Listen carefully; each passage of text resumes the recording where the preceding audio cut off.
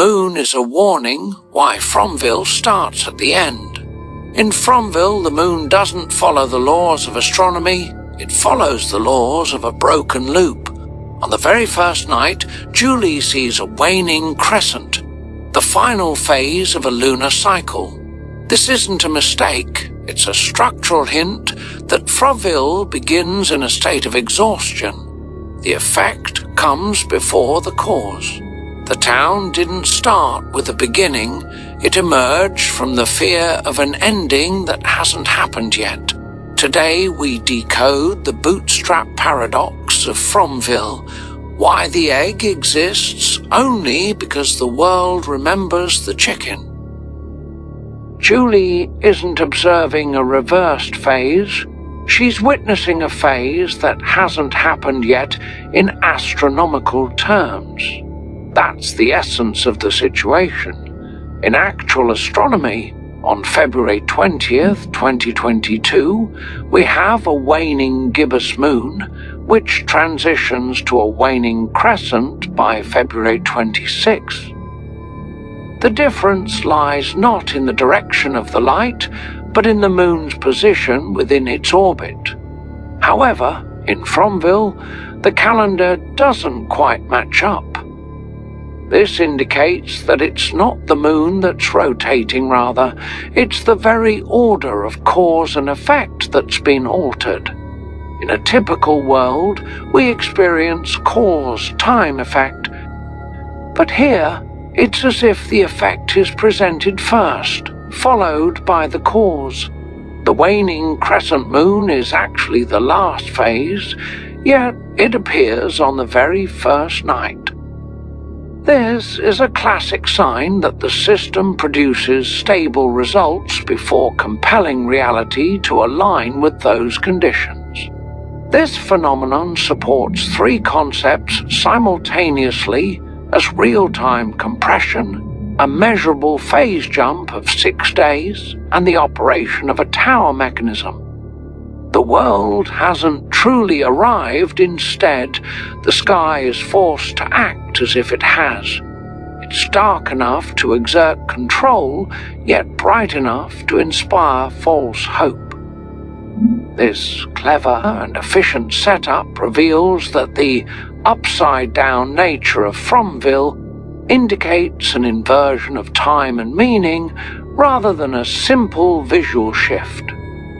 In Fromville, the system chooses the desired outcome, and reality must align with that choice.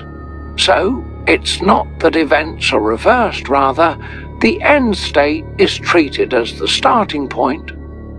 The waning crescent moon signifies a world running low on energy, not one that's just beginning. Yet, the system places that phase on the first night, indicating that the world starts in a state of exhaustion. Hope doesn't flourish, it's gradually depleted. In Fromville, a false ending transforms into a beginning that's never allowed to reach zero. It's not a perfect cycle, but rather a broken loop. It's not so much that everything starts from the beginning. Instead, everything is forced to start from an unfinished end state. The world isn't born, it teeters on the edge of collapse. The sealing ritual performed by the children isn't the conclusion of the story, it's more like a snapshot of the ideal state according to the old system. When the seal is created, the world stabilizes, but at a cost. Dilemma arises when the system is reluctant to release the seal, yet hesitant to pay the price for complete resolution. The result of the sealing is used continuously, blocking the process toward the end. The crescent moon on the first night signals we're already in the decline phase, don't expect spring. Our minds are drawn to stories that start, rise, and conclude. But Fromville tells a tale that begins in a post-crisis state, pretending that nothing has happened. This is why many characters feel this city was already in ruins before we arrived. It's as if there's a history we're missing out on. The consequences they face precede their personal actions. Imagine stepping into a town that seems to be at the start of a story. The lights are on, the houses stand tall, and the people are alive. Yet something feels off, like you've accidentally walked into the last chapter. That's Fromville. In a typical world, events unfold in a straightforward order. Something causes an event, time passes, and then you see the outcome. But Fromville operates differently. Fromville doesn't begin fresh. It begins weary. Now, here's the unsettling truth.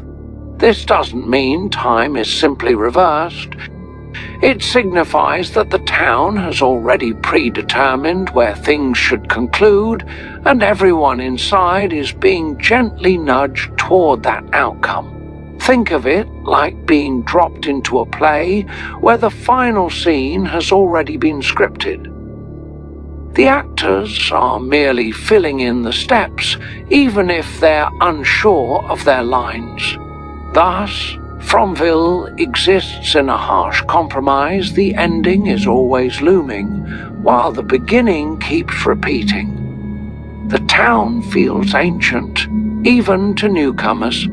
The past seeps into the present, leaving people with the sensation that they're bearing the weight of mistakes they never committed.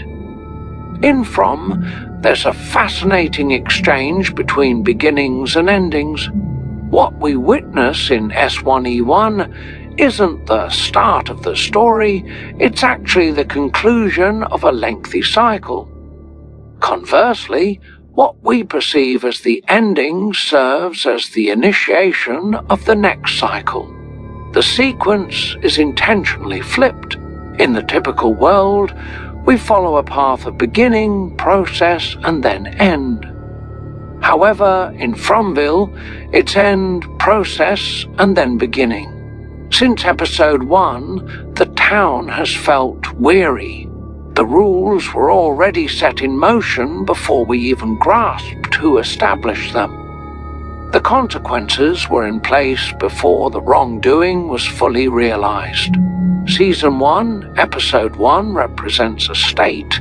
After the seal has been active for far too long, not a creation phase, but rather a maintenance mode. Meanwhile, the true beginning, the sacrifice, the oath, the contract, always unfolds at the end of the story, revealing itself only through flashbacks, dreams, artwork, or fragmented memories. That's why the narrative of From gives the impression that we keep moving forward, yet what we're truly after lies behind us. This isn't mere coincidence, it's the very structure of the tale. Pinkner employs the chicken or egg analogy, suggesting that neither truly came first. Instead, we find ourselves in a loop without a clear origin. More specifically, the origin has been erased by the loop itself. In a linear world, asking which came first makes sense, since time flows in one direction cause, time, effect. However, in Fromville, the effect comes before the cause, the beginning is at the end, and memory precedes the event. Everything is intricately connected. So when Pinkner notes, it becomes more overtly obvious why they needed to look for why they look the way they looked. It's not merely about aesthetics or production details. It hints at a deeper truth, the form of the world, the monsters, the children, and the tower all arise from something that hasn't yet occurred but has already been remembered. Here lies the crux. Memory leaks before the event. The children may not foresee what's coming, but they recall the outcome. Consequently, the world fabricates its causes to justify that memory. Thus, the egg exists because the world remembers the chicken, and the chicken exists because the world remembers the egg. This isn't a broken paradox, it's a carefully crafted bootstrap paradox. There is no initial creation, only a self-sustaining repetition. Each cycle doesn't simply replicate the previous one, it adapts, so that the final outcome remains unchanged. This explains why S1E1 feels already tired, why the final phase of the moon appears on the first night, and why the rules precede the reasons. The most genuine answer to that question is the chicken and the egg were birthed simultaneously from a memory of an end that hasn't yet occurred. Or, in the From context, this world didn't originate from a beginning. It emerged from the fear of the end and then looped itself until that fear became a constant truth. That's why, when all the mythology is finally unveiled, we won't exclaim, "Oh, so this is the beginning." Instead, we'll say, "No wonder everything looked that way from the start." And the circle closes beautifully. This show is all about the journey and the process of uncovering deeper truths. In a traditional storyline, a journey implies a clear beginning, middle, and end. Peeling back the layers suggests revealing secrets and core truths. However, From operates outside of linear storytelling. Here, the journey doesn't progress forward, it moves in a circular fashion. The layers aren't simply stacked, they fold over one another through the passage of time. Uncovering layers in from isn't like unwrapping a box of mysteries. It's more akin to peeling an onion only to discover a snake eating its own tail. The outer and inner layers reflect the same reality, just seen from different temporal perspectives. When one layer is revealed, it doesn't lead to a definitive answer, but rather presents another iteration of the same question. Each answer feels oddly familiar, as if it's something you've known but momentarily forgotten. The audience shares this experience with the characters, a structural sense of déjà vu. The journey here isn't about reaching a destination, it's about realizing that you've already passed it. This connects to the earlier chicken and egg theory. The first layer introduces monsters, the town, and the rules of the night. The next layer delves into children, sacrifice, and the tower. Then there's the layer of reversed time and leaking memories. So when Griffin speaks of peeling back layers, he's not offering a promise that everything will make sense later. Instead, he's hinting at a more complex and poignant realization. The last layer reveals why the first layer seemed so perplexing from the start. The journey in from isn't about finding answers. It's about accepting that you've been at the conclusion of the story since the very first episode. Each part of the series is a self-aware reiteration. In simpler terms, Lost asks, "Where are we?" while From inquires, "When are we, really?" Ultimately, after all the layers are peeled away, the answer emerges: we are at the end, disguised as the beginning. That's why the characters and the world appear as they do. Not for style, but because the form of this world is a scar from an answer that has already unfolded. Inevitable and surprising, two concepts that often seem to contradict each other. In narrative theory, this presents a fascinating paradox. Inevitable refers to something that feels unavoidable, as if it was predetermined from the start. Surprising, on the other hand, brings a sense of novelty, something that isn't easily predictable. When both elements coexist, it suggests that the conclusion doesn't stem from a shocking twist, but rather from a fresh perspective on familiar elements. This implies that the resolution won't come through a straightforward answer, but through recontextualization. Instead of saying, "Oh, it turns out X is Y," the revelation is more like, "Oh, I see now that I misunderstood X from the beginning." The crux of the matter lies in this pivotal idea. Reflecting on the start of the show, it makes perfect sense that this is how it must conclude. Notice the flow here. It's not the conclusion that clarifies the beginning, but the beginning that holds the essence of the conclusion. However, there's a vital twist, not symbolic or metaphorical, but structural. Episode 1 isn't merely the story's opening, it acts as a fragment of the cycle's end that we revisiting, which explains why certain elements may feel strange but left unexplained. Many details seem significant yet remain ambiguous. Clues appear decorative rather than directive because we're observing them from an incorrect angle. There are clues all along the way, but these aren't traditional clues. This is where viewers often misinterpret the intention. The clues Griffin refers to aren't riddles to be solved or puzzles to be figured out. They provide insight into how to interpret this world.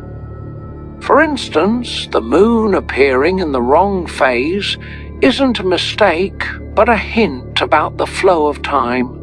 Electricity functioning without wires isn't a technological enigma. It indicates that this world doesn't adhere to cause and effect. Music that plays spontaneously isn't just a horror trope. It suggests that narrative comes before events. All these clues don't lead to a singular answer. Instead, they establish the rules for understanding reality. That's why viewers notice the clues, but haven't yet grasped the foundational concepts. This distinction is crucial. Griffin clearly distances himself from the notion of Lost syndrome. This difference is key. Lost frequently introduces new mysteries to obscure previous ones. In contrast, from revisits the same themes, children, sacrifice, folded time, try again, and voices that precede events. This recurrence isn't a sign of a lack of creativity, it's a practice in interpretation. It's akin to rereading a sentence until you finally realize, "Oh, this isn't the language I thought I understood." Griffin assures that justice will be served, though not necessarily easily. Here, justice means no answers will appear out of the blue, and no new rules will emerge at the finale. The audience won't receive explicit guidance. There won't be an episode that clarifies this signifies A and that means B. Ultimately, it's fair only if the audience accepts that they didn't forget details, rather. They misunderstood the orientation of time and cause and effect. Summarizing this logic, the ending of From Likely won't verbally clarify all the lore. Instead, it will represent a significant shift in perspective, transforms from being the start of the story to evidence that the end has already transpired. Suddenly, all the previous clues align. The audience realizes we weren't deceived, we simply viewed it from the wrong angle. This encapsulates the true essence of being both inevitable and surprising. Not because it's clever, but because it remains faithful to the structure established from the outset. That's where From will either shine or falter as a work of art. Reflecting on the start of the show, it's clear that this is how it must conclude. This isn't just a nostalgic remark, it's a commentary on how we interpret the narrative. The early episodes serve not as the cause, but as the effect that precedes the cause, which we will discover only at the end. What truly matters isn't the wrong phase of the moon, but rather that the final phase is visible from the very first night. This is a prime example of the effect being revealed before its cause. What comes first, the chicken or the egg? In a closed cyclical system, there's no definitive first, only a perspective from which we read. When a symbol appears just once, it invites limitless interpretation. Yet in From, elements like the moon, electricity, sound, music, memory, and death all follow a consistent reverse order.